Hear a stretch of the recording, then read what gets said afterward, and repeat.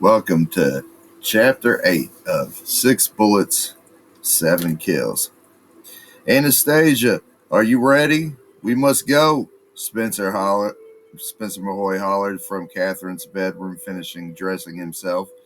The note from her that he found at 11:12 in the early afternoon read, Spencer, I went to speak with Sheriff Wright about the manner of family business.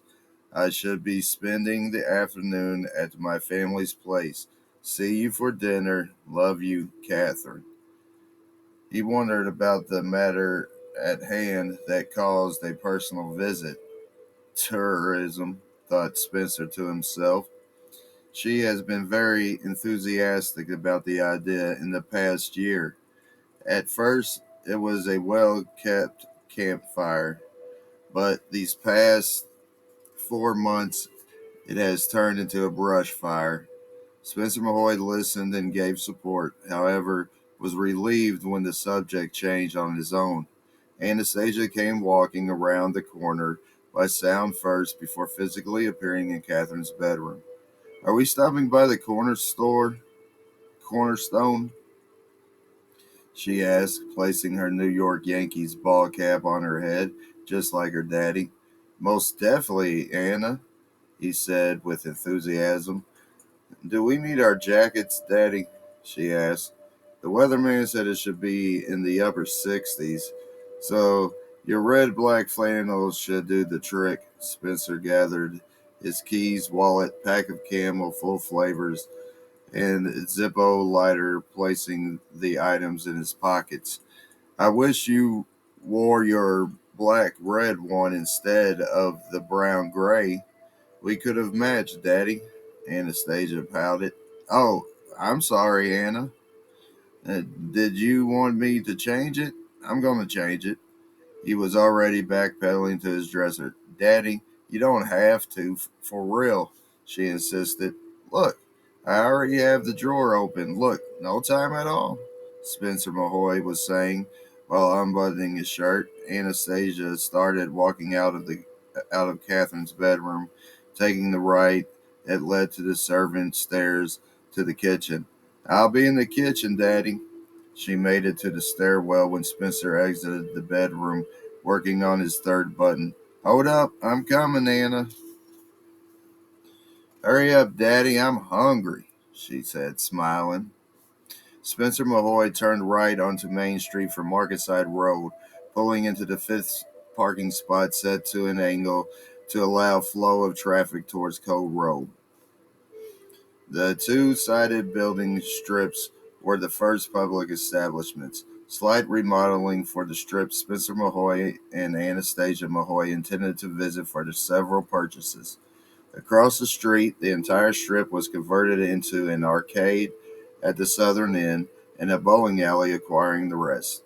He kept his Yukon running while Anastasia and him walked up on the boardwalk, secluded under wooden awnings. The Cornerstone store sat across from the arcade.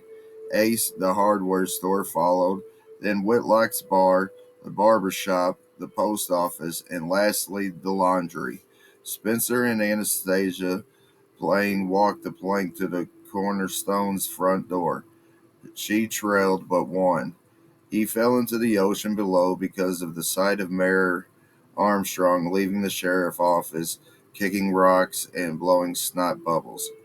To Davy Jones' locker with thee, ye matey, she said, cheering her victory with a cartwheel still on the same board.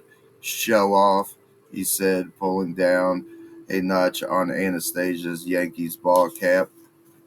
Spencer Mahoy opened the entry door with a bell's announcement wide for her to enter first. Father and daughter made their way back to the cooler section of the Cornerstone. The place had a handful of customers scattered around the interior. He opened a cooler door, retrieving a half-gallon of orange juice. Expecting to be sick, Daddy? She said, continuing to keep 5 coolers doors down.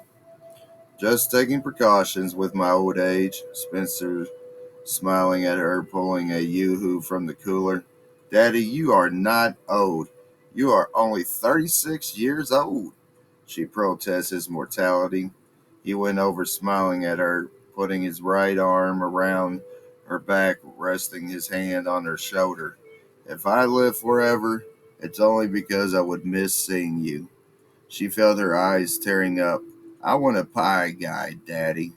Hey, I want an apple pie guy too, Spencer laughed, going after Anastasia's smile. I did not say apple pie guy. Yuck. I'm going for the blueberry pie guy, she said, reaching the shelf containing the hostess pies. Grabbing their already decided selection, Spencer and Anastasia made their way to the cashier. He knew the cashier, Charles Ernstein, who happens to be the owner. They placed their items onto the counter. Charles Ernstein gruffered at them. Shouldn't she be in school, young man? Charles Ernstein looked Spencer in the eyes over his reading glasses, giving him you know better looks. My daughter has already graduated. She understands all play leaves you shivering out in the cold like the grasshopper. He watched Chuck E. place below the "Hello, my name is" name tag unceremoniously drop their items in a brown paper bag. At least she's not drinking a Coca-Cola. Your generation relies too much on soda pop and junk food. Doesn't grow healthy bodies, Charles Ernstein said, lurching his customers. Pops, just fucking ring us up, he said with a snarl. $10, pup, he glared.